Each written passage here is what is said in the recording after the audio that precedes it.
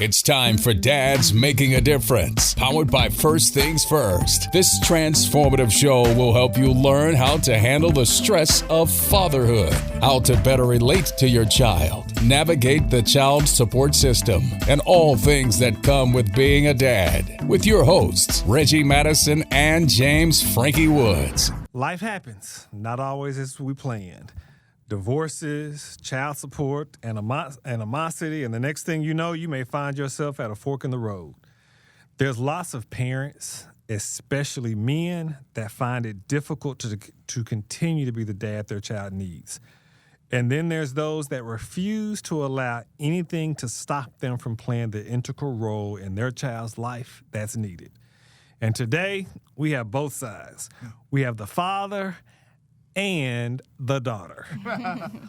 And I am so excited about this one. Hey, he'll build you up, won't he? Yeah, you know how to bring you on. Man, I'm telling you, I'm learning, y'all. Y'all don't understand. This is what I'm learning here, man. To bring you on. It's a pleasure to have y'all. Yeah, welcome to the show. Welcome Paul to the show. Norman and Anijah. Is it Norman? Yes. All right, Anijah Norman. Anijah Norman. It's good to have you all here. Great Thank to be you. here, man. Thank you for the opportunity to come on your show. How y'all doing? Oh, man, it's been a good day. Man, it's been a day. It's been a day. It's been a day. That's all I can say. I don't want to get too much to it because one day he gonna be on this show, so I don't want to. Oh yeah, you I gonna don't be want in to the do it hot too. See, here's the deal. I'm the young buck today because Paul, he's here with his 20-year-old daughter. Right. And then James, he has a 22-year-old daughter, a Yep. 19-year-old daughter. Yep. The oldest I got is 16, so I get to take notes. So really, I'm here for all the other guys out there who has daughters who haven't quite hit 19, 20 years old. Because she already schooling us, even in the pre-show prep. Right. And fellas, I just want to put it out there. If you trying to get that knowledge with your dad is right here, let me tell you They now. ain't trying. She about her business. Yes, she So if you ain't coming correct, then leave Naja alone. That's what we at. I'm just put it out there now. All right. Put it out there. So first, Paul, tell us a little about yourself, who you are, what you do, that kind of thing. My name is Paul. I grew up with mother and father. Mother's name is Mary Norman. My father has passed away, but his name is Paul. He's Big Paul, one of the biggest guiding forces in my life. Just to put that out there when we're talking about dads. I only have one daughter. Been married actually twice, but she comes from my first marriage. And I'm the youngest of 5 siblings, or four siblings and me. I'm the youngest. So I have a brother. He actually recently passed away. And my 3 sisters are still around, and I'm the youngest. So I'm sort of the male figure that's trying to, just continue to support my sister and my sisters and my mother. As far as what I do, I'm actually a labor activist. I sit on the executive board of a union local here in Chattanooga. It's the United Steelworkers, Local 15120. Shout out to y'all. That's my passion, just protecting workers' rights. Been doing it for about 22 years now. And the good part is that I spent a lot of years away from home, away from Chattanooga, which is my hometown, doing it. But the last 5 or 6 years, I've been able to be in my daughter's life every day and still actually being able to do activist work. So that's pretty much it. I mean, we can get into more eventually, but yeah. Cool. Tell us you got into a little bit a second ago, but what is your daddy story about your dad? Oh, man. This guy, it's funny how when you're younger, you don't really understand what your parents are trying to do for you. And my dad was a military guy when I was younger. Like I said, I was the youngest, so we traveled throughout the United States. He was on different assignments. I remember Oklahoma, I remember Arizona, I remember Nashville, I remember Alaska. These was like when I was really young. And when we were in Nashville, that was the closest that we were to here. And I remember my mom saying, I gotta get home, like I don't wanna be on the road no more. And he made sure that she got home and we all got here. I was in maybe the 2nd grade. And just to fast forward a little bit, I mean, he was at home, he worked, made a great living, he was a wonderful provider. And he learned from his mother. He didn't have his father in his life. So he learned about providing. He grew up with 12 siblings.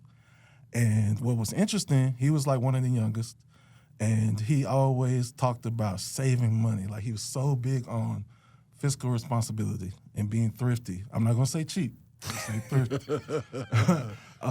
Just about paying for things straight up, not using the credit system the wrong way. And so yeah, one of the stories I'll tell real quick was Reggie and I actually went to high school together. Yes, sir. And he may not remember this. And I think Nigel may know this, but I'll try to tell it quick. So I went to, all of you all that are from Chattanooga, you might know the area. I grew up in Eastdale. So I went to Eastdale Elementary, Woodmore, Dalewood. But then when it was time for high school, my father was like, oh, okay, I want you to go to CSAS, Chattanooga School for the Arts and Sciences. All my friends went to Brainerd. Yep. So they were like, the first day of school, I wasn't there, and they were like, why you want this school? And I'm like, my dad made me go to Arts and Sciences. They were like, oh, man, come on, man, for real? Like, yep. So when I got there, it was a big culture shock. I mean, just having a diverse environment versus what I was used to. And I kind of feel like I had to make a name for myself. Uh-oh. So I just started kind of clowning around. I think one of my, I'm aging myself here, but one of my role models was Zach Morris from Saved by the Bell. Y'all remember that show? I wanted to be like that so bad. Like I wanted to have the girls, act the fool, dress nice, but still win in the end. And so it went a little bit different than that. I'll just say that. And so like in 11th grade, I got in some trouble, and my dad actually had to come talk to the principal, Mr. William Kennedy. Shout out to Mr. Kennedy. To this day, we still communicate. One of the greatest educators that I know personally. And my dad was like, okay, what y'all gonna do with this guy? I can't do nothing with him. And so my dad actually, for the next 2 weeks, came to every class that I had, sat in the back of the class. So he was actually like watching my every move for 2 weeks. He would like give me a break for lunch. But for 2 weeks he came, followed me to class. My friends was like, man, we can't do anything. Your dad here, man, none of us can't clown around. And so, but that was a reality check for me.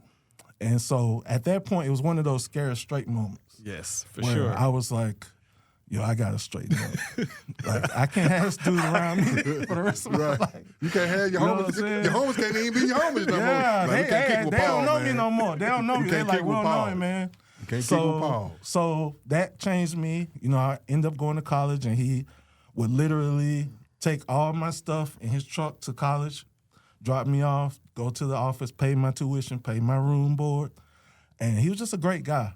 And so that's sort of when I think about him. And I remember when he was about to make the transition, I remember I just kept telling him thank you for everything. Like everything that he taught me as a man, as a provider, as somebody who, you know, you make sacrifices for your children. Like, and sometimes your children don't know it until it's too late, or sometimes it's just later than you want them to know it. And so he also taught me how to try to be creative with my daughter and try to figure out how to be emotional support, not only a financial support. So that's good stuff. That's a classic story. Man, shout out Big Paul. Yes, man. yes. Shout out Big Paul. He right here on your shoulder right now. We saw Big Paul. We climbing up on him. Yeah. Anijah, tell us a little bit about you. Well, my name is Anijah, and I'm a student at Tennessee State University. I am a rising senior studying healthcare administration. I did recently receive my associate's degree at Chattanooga State Community College in business administration. I love to dance. I love to travel. I also love to work. Very hard worker, very determined. So I've really worked for everything that I have. I can say that. Anything that I've earned, I've worked for it, or I put in the work to get it. So that just describes me as a person. As you know, I am Paul's daughter. So a lot of my words come from him. A lot of my knowledge comes from him. I'm very talkative, so I have a lot of knowledge, and I love talking with the adults in my life. They really do give me a lot of wisdom. And so I feel like I use that to talk to my friends or just talk to other people around me to encourage them. So that's cool. me. So fast forward 20 years, we're going to ask you now, What's gonna be your dad? What when people ask you what your daddy story is? What are you gonna say? I remember. Well, I can say that I guess it's really kind of crazy how he was saying that his dad always took him around to travel, and my dad he's always taking me somewhere to travel when I was younger. I remember going to so many places where he lived, like in California. I remember I would go and stay for like 3 weeks.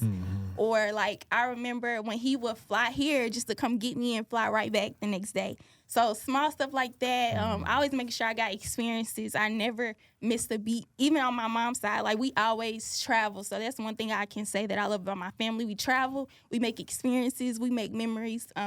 They always make sure I get what I need, even if it's not financially, like just mentally, make sure they're in my corner, make sure that I know they're in my corner and that they support me. That's good stuff. I don't even know what to say. Right. I think we'd have done the interview already. Shout out to the Normans, man. Y'all doing big things in this world, bro. You know, That's what's up, man. it's just living. I mean, just living and trying to be better every day. That's what's up. So this is my question to you, Norma. How does it feel to have a daughter that resembles you and loves you so much? Tell the world a little about that. Oh man, I try to keep it concise, but I got you. really, I mean, when I was in college, I remember, dating her mom, and I was like, I don't want no children. Uh-oh. And I remember, when we were grown ups and we decided, that I've decided, like, okay, because she always wanted one. She loves kids. She's a teacher. So I remember the moment I made that decision, and even 20 years later, I feel like it was destiny. In the spiritual sense, like I feel like I needed that maybe to keep myself focused and to keep myself. Yeah, because we already heard you was bad in high school. Oh yeah, Right. yeah. Actually, what's funny? I think sometimes for me, just having her around, people think about how much parents do for kids, but sometimes kids can save adults' life. They can keep you from making difficult and crazy decisions. And the reality is, even as a single man at 45, the world is out here for me to wild out and for me to be irresponsible, which I've had my share of experiences. But at this point, once she became a teenager, I almost felt like I have to set an example. And I have to be the guy that, at the end of the day, she wants somebody like me to be her partner in the future. And not be the guy that she's like, I don't know what my dad is. He out here doing such and such. I never wanted that. And so really, probably I say the last 10 years, it's almost been a come to Jesus situation for myself. And for me to say, how can I just become better and just be more on top of things and be more responsible and set an example. And it is funny that we do, look alike. I mean, she's prettier, obviously. But By far. yeah, it's not even close. It's not even close. But yeah, so to answer that, I think it's like just having somebody who I can just see grow up, and at the end of the day, I want her to be better than me. She's probably already better than me, but I want her to be better, have things and experiences that I didn't have, and just information. I mean, we're in the information age now, but I want her to have the right information and have access to the right information and know how to get it if she doesn't have it. Yeah. So and also know how to come to me or her mom and stepfather to get it too if she doesn't have it. So just wanting to make sure she knows that we got her back all the time. So yeah, it's a blessing. Like, I don't know if I will have any more children, but just to have her has it's just made my life incredible. That's cool. Tell me, Anijah, what would you say is unique about y'all's relationship? I can say that since I'm the only daughter, the only child, I do get a lot of attention. Like, sometimes before I went to college, my dad would text me every day, like, hey, good morning. And then when I went to college, he stopped. Like, he wouldn't do it every day anymore. And I was like, my dad don't text me no more. He don't be thinking about me no more. Older, but the little things that he did before, I was always looking forward to them, even as I got older. So, like, sometimes, even now, like, something that happened in my life, like, really crazy, And then I'll be like, dang, I haven't talked to my daddy. But I won't call him because I'm like, I know he work and he go to sleep early. So I'll be like, I just won't call him. I'll let him call me. And then it'll be like literally that day or that evening that I've been having a bad day or I've been thinking about something, he'll call. I remember one time I was at Chat State and I just, no offense to Chat State, but I hated it. And I was cheering, trying to like boost my spirits because that was all I had at the moment. But like, I think one day at a game, he called and was like, what's going on? I just bust out crying because I was just so unhappy there. And it was like, it's crazy because he didn't know, but he knew that at that moment he needed to call me. And that was, and it's like, it happens like that all the time. So I think that's very unique about our relationship.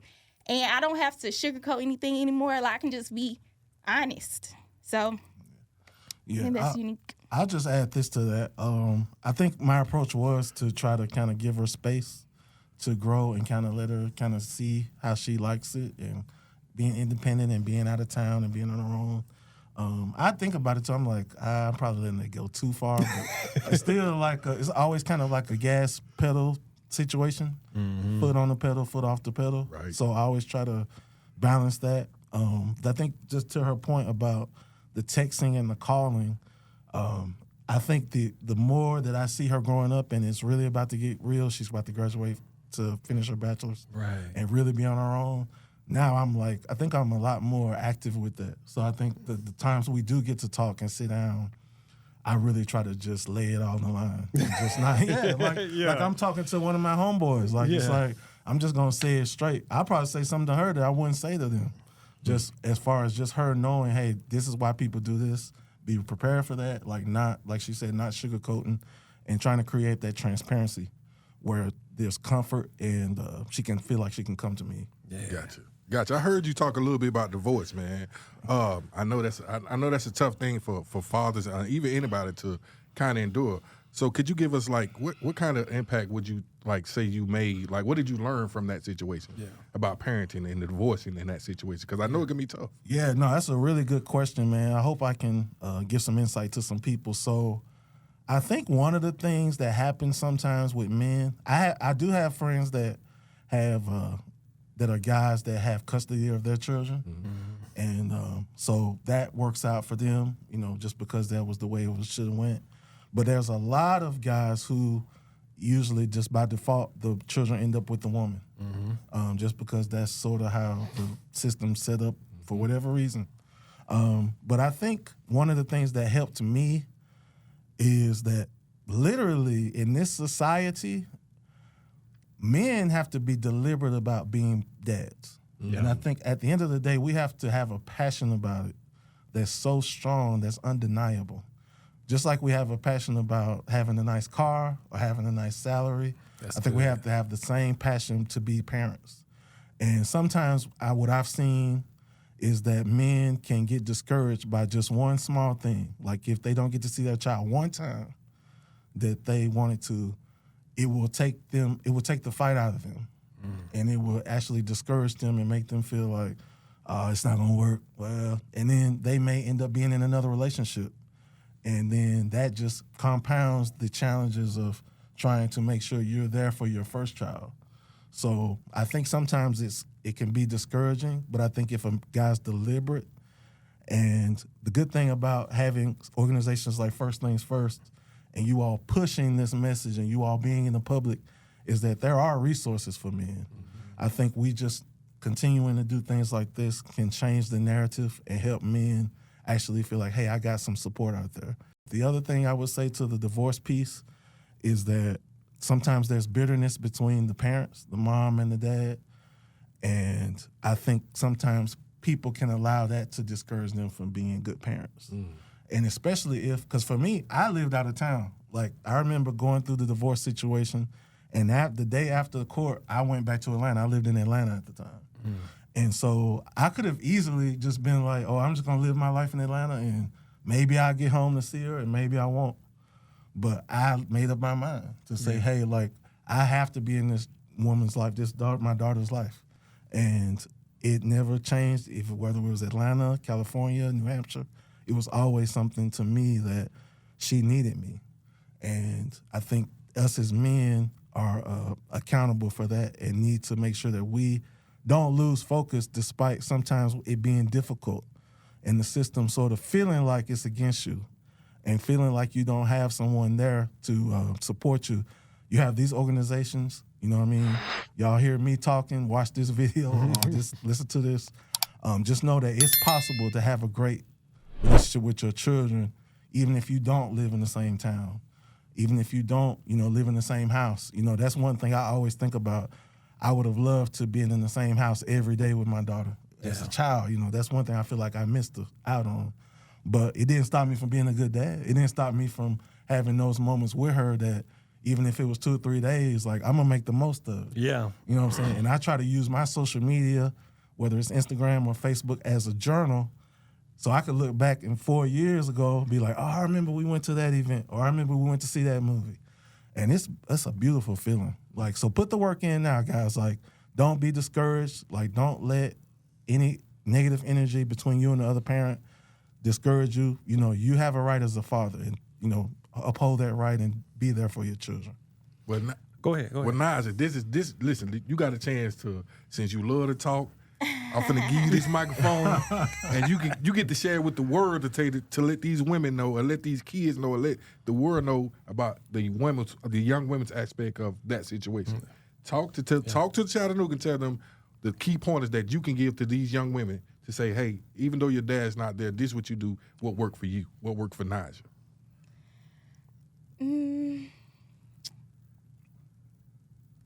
I'm not even sure, because I don't know what I've never been. I don't even think it ever crossed my mind I never went without.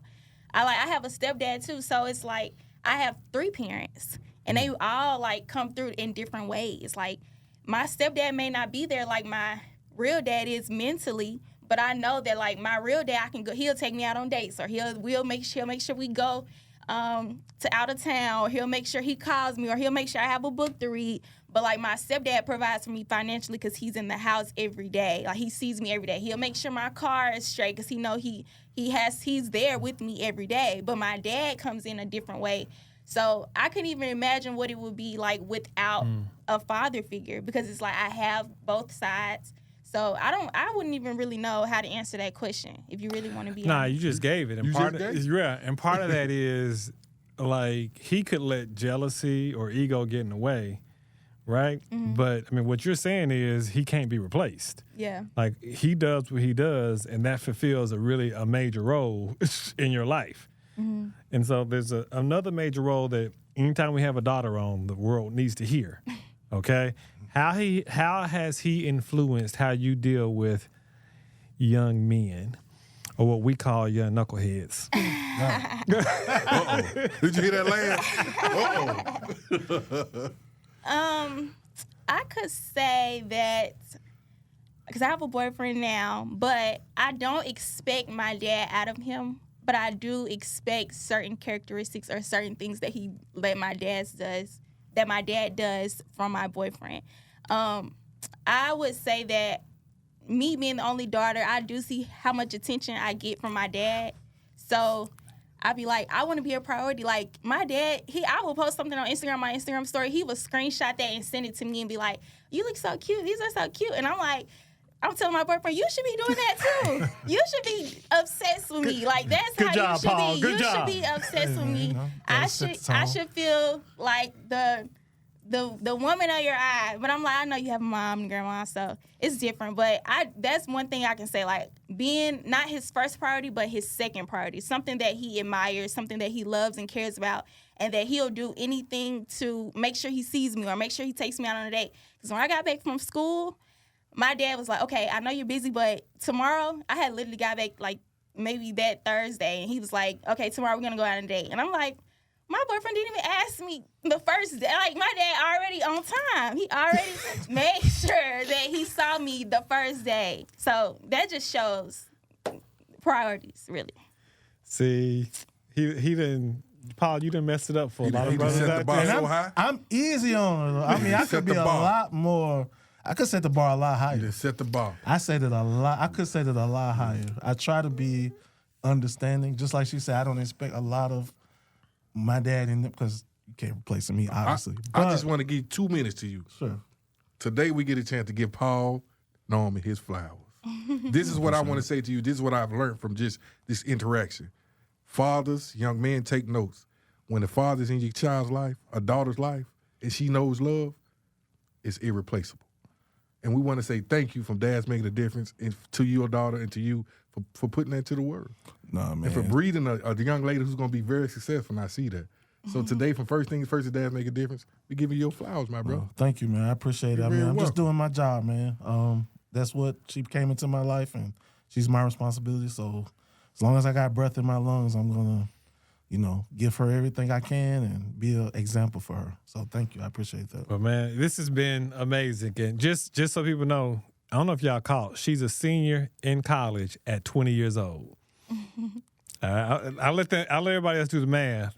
She's driven. She has some identity, knows who she is. And any guys coming, better come correct. Got to. Just don't come. Close it out. We want to say thank y'all today for coming. Thank you. We you. truly Thank do, you. Miss Norman, Anijah. Keep doing what you're doing. Thank you. And guys, hey, y'all heard now. Set the bar high. Thank y'all for coming to Dad's Make a Difference. Keep Y'all- doing what y'all doing as an organization. Oh man, we We thank appreciate y'all. it. Thank y'all. Y'all keep making a difference. Cool. You've been listening to Dad's Making a Difference, powered by First Things First. Join us for our next episode right here